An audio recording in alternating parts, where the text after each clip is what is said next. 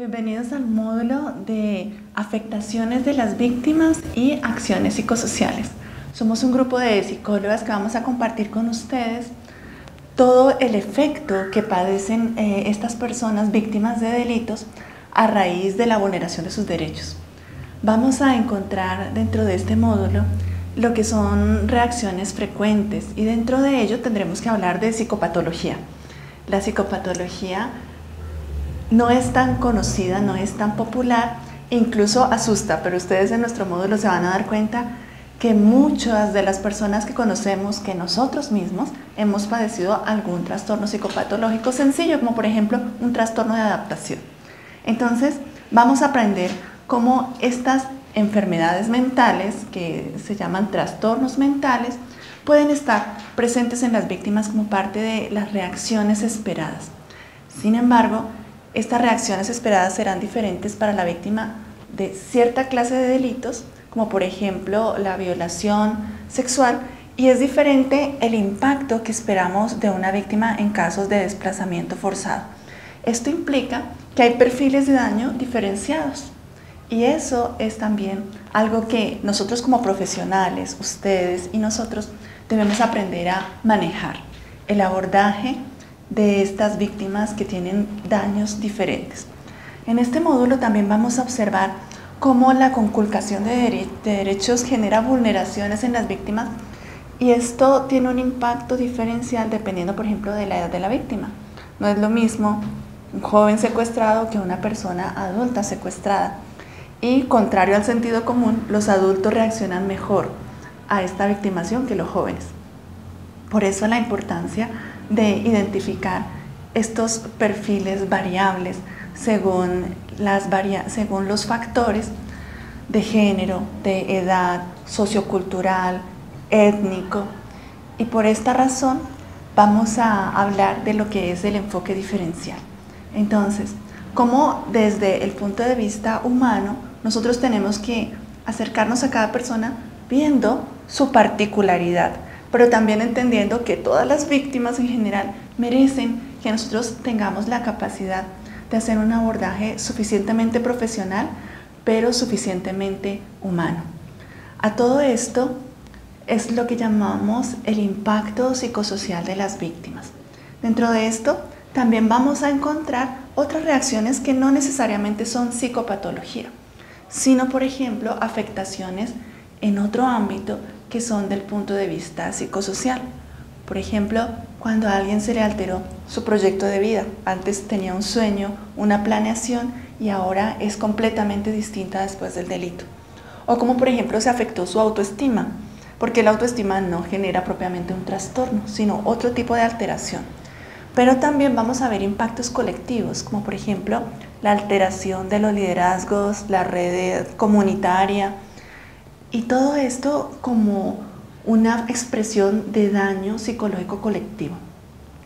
Vamos también a lograr diferenciar en este módulo lo que es, por un lado, el daño moral, que lo puede apreciar cualquier persona, cualquier juez con su sana crítica, no necesita ser experto, pero que es diferente del daño psíquico propiamente, que lo aprecia un profesional, tiene técnicas especiales para medirlo, para cuantificarlo, para evidenciarlo.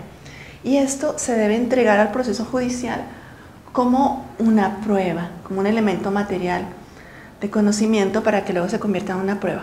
De ahí la importancia de que los equipos sepan, por un lado, identificarlo, por otro lado, abordarlo, pero adicionalmente que sepan remitirlo para que el perito logre documentar ese impacto, ya sea individual, familiar o colectivo. Entonces, así estamos ayudando a la víctima con una muy buena orientación psicojurídica para lograr hacer un acervo probatorio suficiente que le permita a ella también, durante el proceso judicial, evidenciar los perjuicios que ha padecido, pero al mismo tiempo, cómo puede solicitar que sean reparados. Esto en torno a lo que va a ser el impacto. Sin embargo, algo que esperamos que a ustedes también les interese mucho será el planteamiento de que muchas de las reacciones de estas víctimas son reacciones normales ante la anormalidad que implica el delito. Es decir, vamos a aprender a diferenciar como una víctima que sigue siendo extorsionada, que sigue siendo hostigada, pues desarrolla un estado de hiperalerta. Pero ese estado no significa propiamente un trastorno depresivo y que ya tenga un trastorno mental, un trastorno paranoide, perdón, y que por esta razón ella esté enferma mentalmente. No. Parte de lo que vamos a aprender es cómo estas reacciones son normales y esperadas en las víctimas y cómo debemos hacer un manejo adecuado para no pensar que la víctima es la que tiene el problema, sino que es una reacción normal y proporcionada a lo que le está sucediendo. Vamos a encontrar también, por ejemplo, otras reacciones frecuentes como es el duelo. Todos hemos hablado de duelos, de hecho, sin saberlo, todos hemos padecido duelos. Por ejemplo, cuando perdemos una pareja, un trabajo, la salud, son duelos parciales o mayores. Y entonces las víctimas también padecen duelos. Por ejemplo, la virginidad de la niña que fue abusada, por ejemplo, la pérdida del hijo desaparecido. Vamos a lograr diferenciar entre lo que es un duelo que lleva un curso normal hasta su elaboración y lo que es un duelo alterado. Los duelos patológicos suceden con mucha frecuencia cuando las personas no tienen ni los elementos personales ni judiciales para resolver su conflicto psicológico. Por ejemplo, hablando nuevamente de los casos de desaparición, cuando no hay un cuerpo a través del cual se pueda cerrar ese proceso, ese periodo de sufrimiento, y entonces queda suspendida la incertidumbre y adicionalmente no hay suficiente ayuda de todo el aparato investigativo. Entonces, todo esto dentro de la línea de los impactos.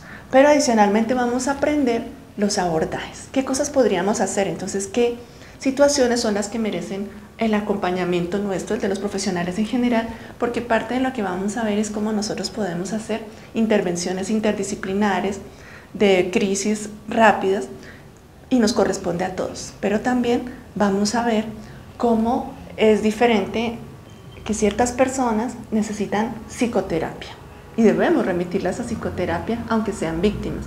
Pero también vamos a ver las otras posibilidades que tengamos, por ejemplo, de movimientos asociativos de víctimas, donde lo mejor que le podamos sugerir a una persona que ha sido vulnerada en aspectos morales y en aspectos psíquicos es unirse a un grupo de víctimas que ha padecido situaciones similares.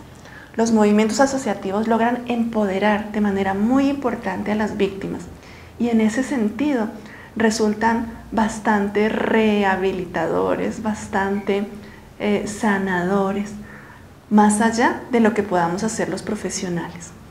Entonces, esas son las diferentes alternativas de intervención y los impactos. Será un placer compartir con ustedes estos conocimientos. Esperamos que el módulo les haya gustado mucho, el módulo escrito, pero estamos también seguras que en nuestro encuentro presencial, con las actividades que hemos previsto, realmente vamos a tener unos encuentros muy gratificantes. Y por supuesto, con su colaboración y su participación, lo serán mucho más. Muchas gracias.